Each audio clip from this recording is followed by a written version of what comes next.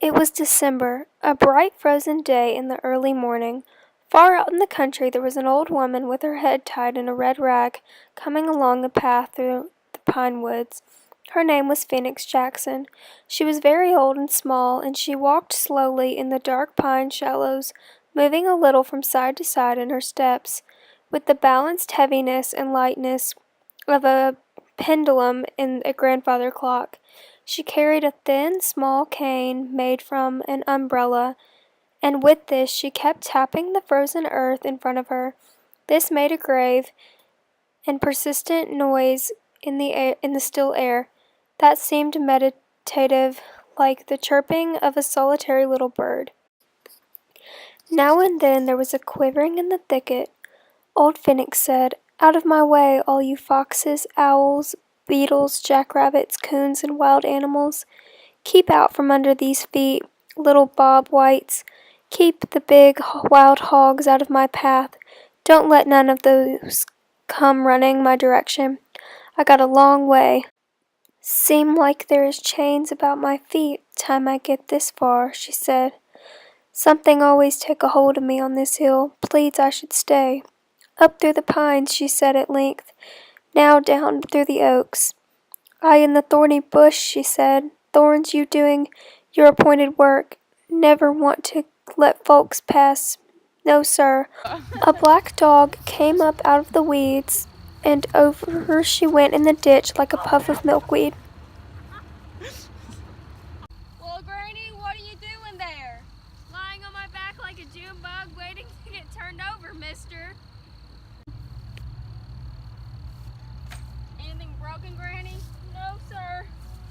Them old dead weeds is springy enough. I thank you for your trouble. Where do you live, Granny? Away back yonder, sir, behind the ridge. You can't even see it from here. On your way home? No, sir, I'm going to town. Why, that's too far. That's as far as I walk when I come out myself and I get something for my trouble. I'm bound to go to town, mister. The time come around. Yeah. How old are you, Granny? There is no telling, mister, no telling.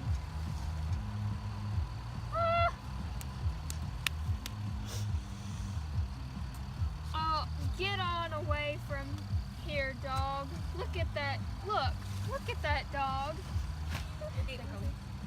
He ain't scared of nobody. He a big black dog. Sick 'em. Watch me get rid of that cure. Sick 'em, Pete. Sick 'em. Okay, go.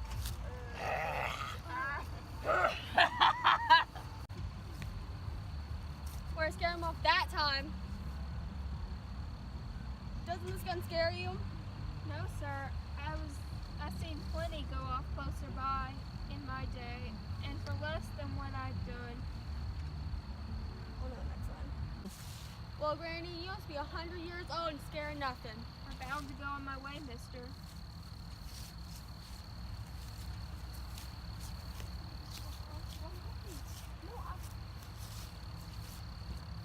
Please, Missy, will you lace up my shoe? What do you want, Grandma? See my shoe? Do all right for out in the cold country, but wouldn't look right in a big city.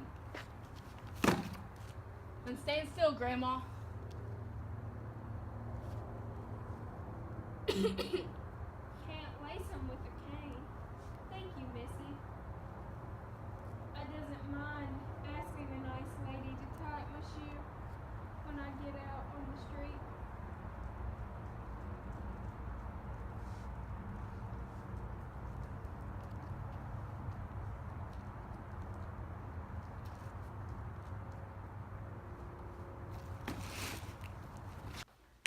Here I be. A charity case, I suppose.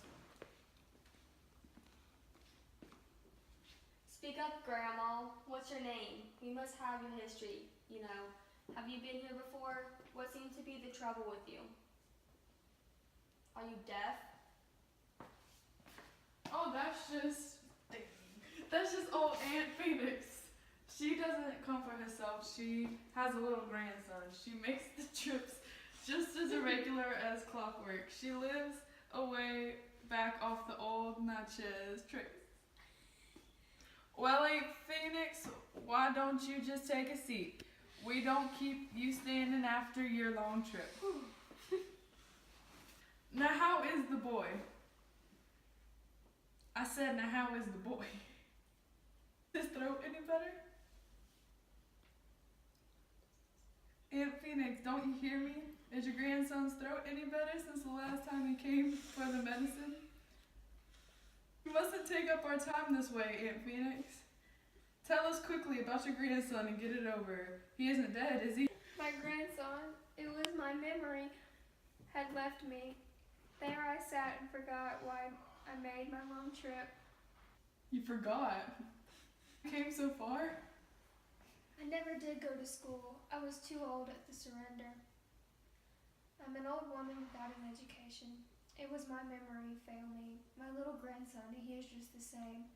And I forgot it in the coming. Throat never heals, does it? When was it? January? When was it? January? 2, 3 years ago? No, Missy, he not dead. He just the same. Every little while, his throat began to close up and he not able to swallow. He not get his breath. He not able to help himself. So the time come around and I go on another trip for soothing medicine. All right, the doctor said as long as you came to get it, you could have it. But it's an obstinate case.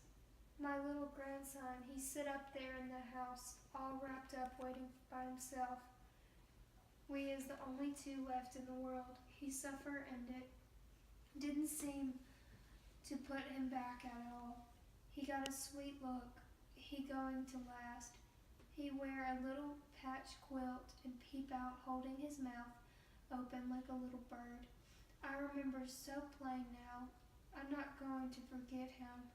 No, the whole enduring time I could tell him from all the others in creation. All right, Charity.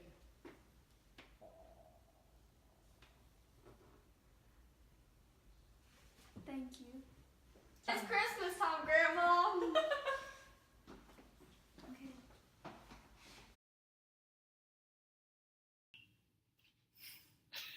Please add Meredith. Okay, so we chose A Worn Path by Adora Welty. And we chose this because we thought it was the most interesting and we could have, we had a lot of places that we could film it.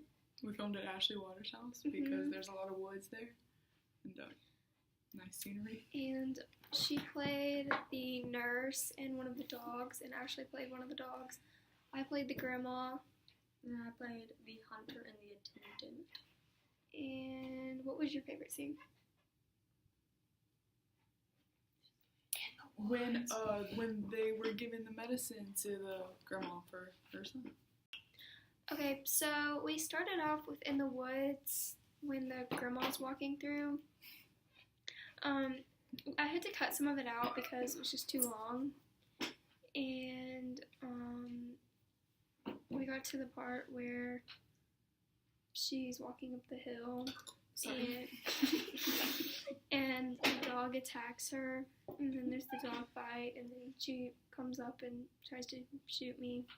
To save you, kind of, from the dog part. Yeah. Yeah. And then there was when Ashley went to tie your shoe, Mm-hmm. and then you get to, like, I guess it was the hospital, Mm-hmm. and then you meet the attendant, and then you meet Meredith, who's the nurse. And then I give you a medicine. Mm-hmm. And then we give you a little windmill. Director's Yeah. cut. Okay. Is that it? Yeah. Bye. Bye. A crusty crab pizza is a pizza for you and me.